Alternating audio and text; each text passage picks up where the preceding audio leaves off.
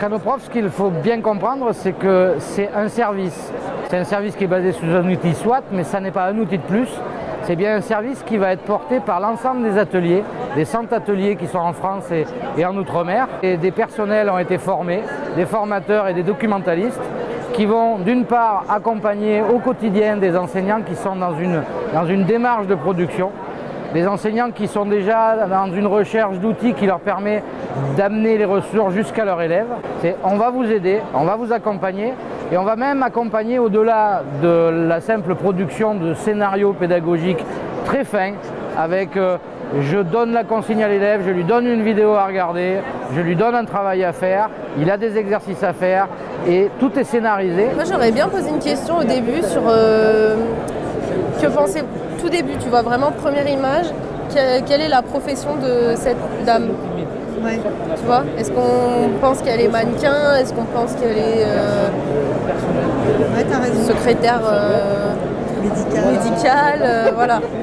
Donc là avec ma collègue qui est professeure de français, moi je suis professeure documentaliste, on est en train de créer une séquence en commun, collaborative, autour de la lecture des images publicitaires pour une classe de 5e. Donc là on travaille sur une vidéo qui montre les retouches des images photographiques dans la publicité et on séquence cette vidéo pour poser des questions tout au long de la vidéo auxquelles les élèves peuvent répondre tout de suite en fait. Je passe sans arrêt de l'interface d'édition à l'interface de publication pour voir ce que je viens de construire. Je viens de faire un exercice, je regarde qu'est-ce qu'il va donner dans la réalité. La mise en route, j'ai fait un exercice à un texte à trous, je regarde directement à quoi il ressemble. Donc s'il y a quelque chose qui ne me va pas, je veux un autre trou, je repars en publication et je modifie. Donc c'est le va-et-vient qui est intéressant.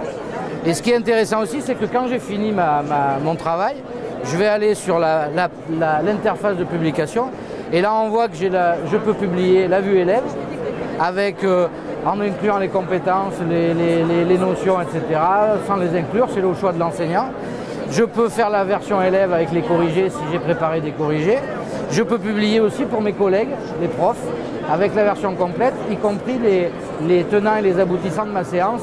Un commentaire prof qui dit ne pas oublier de mettre les élèves par deux, ou ne pas oublier de leur faire lire 3 fois, etc. Toute cette partie-là qui est importante quand on veut partager des contenus pour contextualiser la séance que je viens de faire.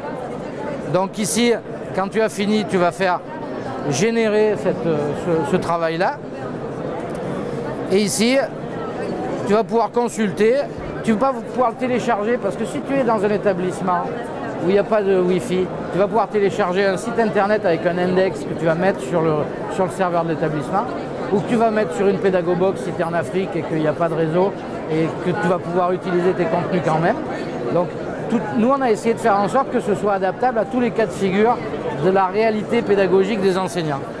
Et ce qu'il faut comprendre, c'est je conçois, je produis, je conçois, je peux partager, je peux co-construire avec les collègues et d'un clic, je diffuse et je diffuse vers les tablettes.